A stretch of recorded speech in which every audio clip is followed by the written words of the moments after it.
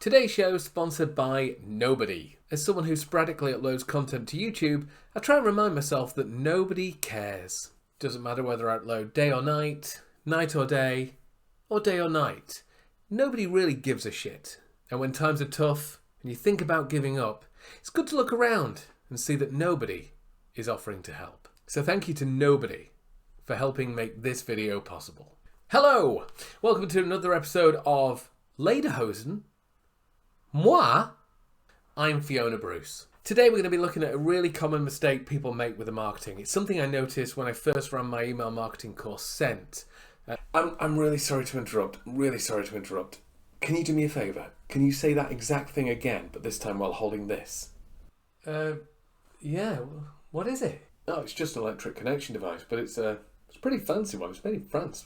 Made by a company called Blaton et Chamillet. Blaton et Chami what? Blaton et Chamillet. So, just to make sure, you want me to say the same line again, but just while holding these? That'd be great, thanks. Okay, so as I was saying, I want to talk about a problem that I've seen a lot of people make. In fact, it's one I first noticed when I was running my email marketing course, Sent. I began to notice how often business owners would use something I call declarative statements. I say what I like to call declarative statements because declarative statements isn't the right phrase at all for this. And also, using two big words helps justify my extortionate triple-figure hourly fee. £8.57.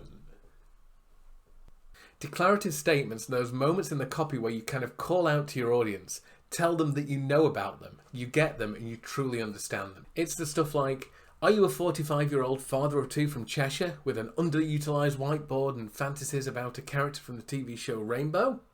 To, pick an example entirely at random.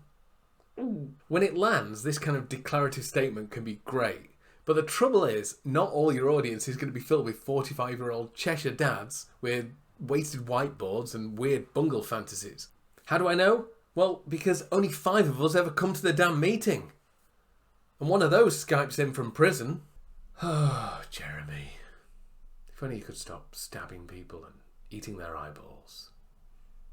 And you might think that only 5 people come to my Bungle Appreciation Society meetings because of the pandemic. But it's not that. But I've hardly sold any of my I've Got Bungle Fever t-shirts with a very weird and appropriate bungle on.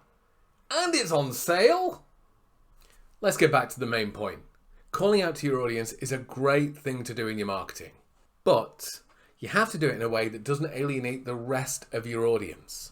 Here's an easy way to think about this. Don't give them anything they can say no to. Because when they say no, they stop reading, watching, or consuming whatever the hell it is you've thrown at them. So instead of challenging them with a statement they can say no to, something that begins with, I know that you're an entrepreneur, or are you an entrepreneur, or you're an entrepreneur, try softening it just a little bit. I was chatting with one of my clients recently and he was saying some pretty weird shit.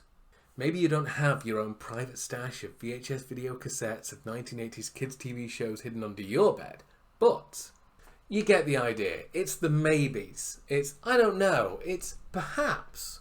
That kind of thing. You're questioning rather than making a declarative statement. And it's these kind of maybe, perhaps, I don't know kind of statements that you can use that still call out your audience in a really specific way. When it lands, it will still land. But it doesn't do it in a way that alienates the people that it doesn't hit.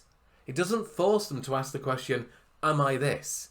It's just suggesting, if you're the kind of person, I don't know if this is you, maybe, perhaps. It's nothing they can say no to and stop reading. Like I say, if it lands, it lands. If it doesn't matter.